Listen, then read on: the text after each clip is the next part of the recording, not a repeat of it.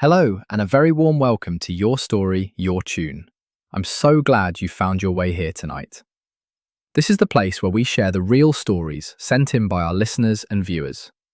Ordinary moments, extraordinary feelings, and the music that anchors it all. Every story we feature has at its heart a song that means everything to someone. A piece of music that became part of their life in ways they never expected. Tonight's story is quiet. It doesn't involve dramatic revelations or grand turning points. It's about the kind of grief that settles into the bones of everyday life and simply stays there. Tonight's story comes from Natasha in Crieff, Scotland, who wrote to us about the small rituals that hold a person together, and the moment you realise someone you love is gently trying to set you free. This is Natasha's story. Natasha is 42 and lives in the Perthshire town of Crieff, where the hills close in during winter and the mornings stay dark well past 8. She works as a teaching assistant at the local primary school, helping children with additional support needs, a job she fell into by accident after her own daughter started school and never left, because it turned out she was rather good at it. She has a kind face, the sort children trust instinctively, and a habit of humming without realising she's doing it. Her daughter Lily is 16 now. She's in 5th year at the high school over in Auchterarder, studying for hires she takes far too seriously. And she has her father's dark eyes and his way of listening, really listening, before saying a word. Gareth died 3 years ago, in March 2022. A heart attack at 41. No warning, no gradual decline. He'd been fitting a new lock on the back door that Sunday afternoon, the kind of ordinary job he was always doing. And by the time the ambulance arrived from Perth, he was gone.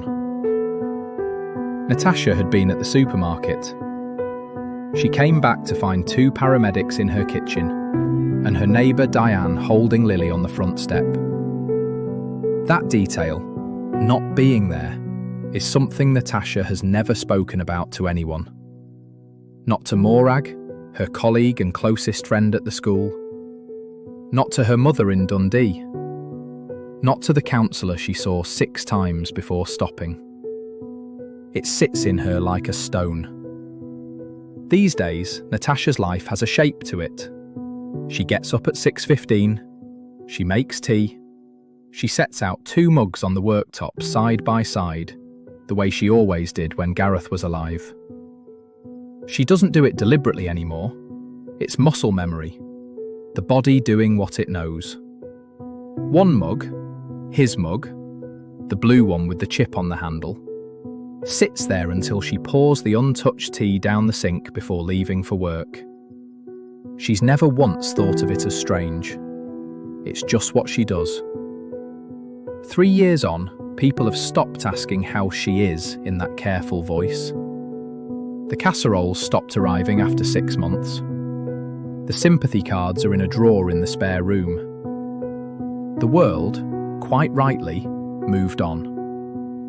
But Natasha's world has a fixed point it circles around. And that fixed point is a blue mug on a worktop. And the silence where a kettle clicking off should have woken someone she loved. The first time Lily moved the mug, Natasha didn't notice for nearly an hour. It was a Tuesday morning in mid-January 2026. The frost hadn't lifted from the windscreen and Natasha was running late because she couldn't find her lanyard.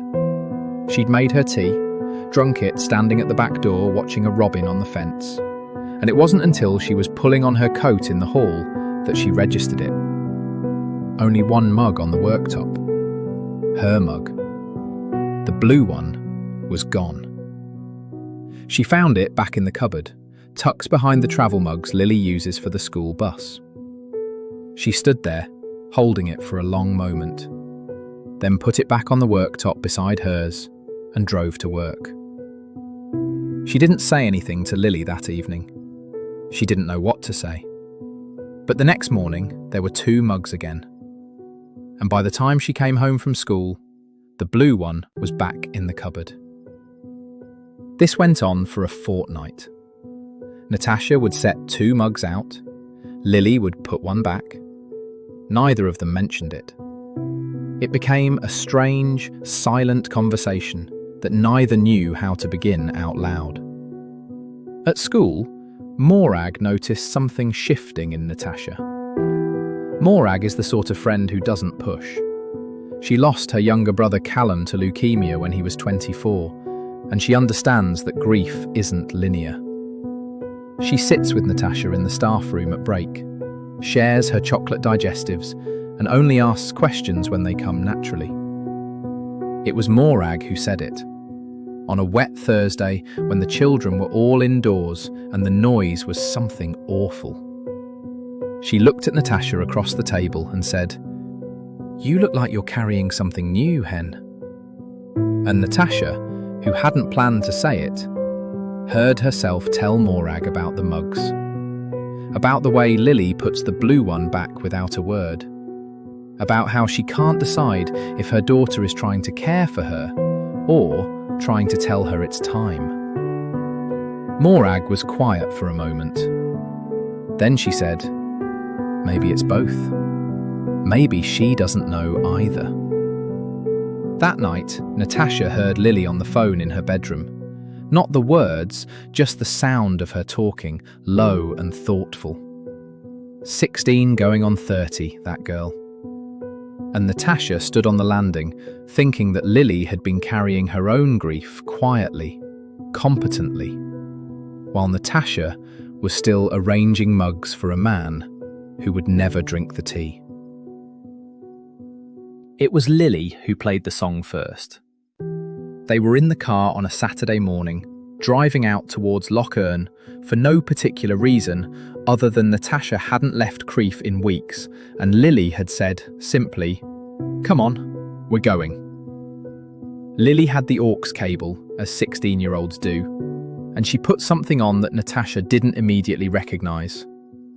Acoustic guitar, a voice she almost knew. The song was Harvest Moon by Neil Young. Lily had found it on one of those playlists the algorithm builds for you when it thinks you're sad. She played it quietly, not loud, the way you play something when you want the other person to hear it, but you don't want to make a fuss. And Natasha listened. She heard the line about dancing in the moonlight, and she felt something shift. Not dramatically, not like a door opening, more like a window being cracked in a room that's been closed too long. She remembered Gareth dancing with her at their wedding, in a hotel in Pitlochry, his terrible footwork, his enormous grin. She remembered dancing with him in the kitchen to the radio, Lily as a toddler grabbing at their legs. She didn't cry, she just breathed. On Monday morning, Natasha came into the kitchen at 6:15. She reached for her mug. Her hand hovered over the blue one, and she left it in the cupboard.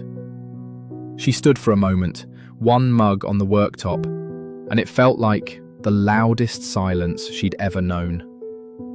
Then she made her tea and drove to work. She told Morag at break. Morag squeezed her hand and said nothing, which was exactly right. That evening, Lily came home from school, dropped her bag in the hall, came into the kitchen. She saw one mug on the worktop. She stopped. She looked at her mother, who was at the table marking jotters, and Natasha looked up and said, "I thought I'd try." Lily nodded. She didn't make a speech. She just put the kettle on and took down 2 mugs. For the 2 of them, here and now, alive and breathing. And every morning since, Natasha has put out 1 mug. Some mornings it aches. Some mornings it feels almost ordinary. She hasn't healed. She isn't fixed. She has simply carried on, the way people do, one morning at a time. There's something about Natasha's story that stays with you. Not because it's dramatic, but because it isn't. The weight of a second mug on a worktop. The quiet courage of a teenager moving it back to the cupboard. The long, slow business of learning to live with absence rather than around it. Grief doesn't have a destination. It just becomes part of the landscape. And sometimes love looks like your daughter driving you to a loch and playing a song she hopes you'll hear properly. And the song that means everything to Natasha? It's Harvest Moon by Neil Young. We can't include it in this video due to copyright, but I will leave a card and a link in the description for you to enjoy Natasha's song. If you have a story you'd like to share, we'd love to hear it. Until next time, this has been Your Story, Your Tune.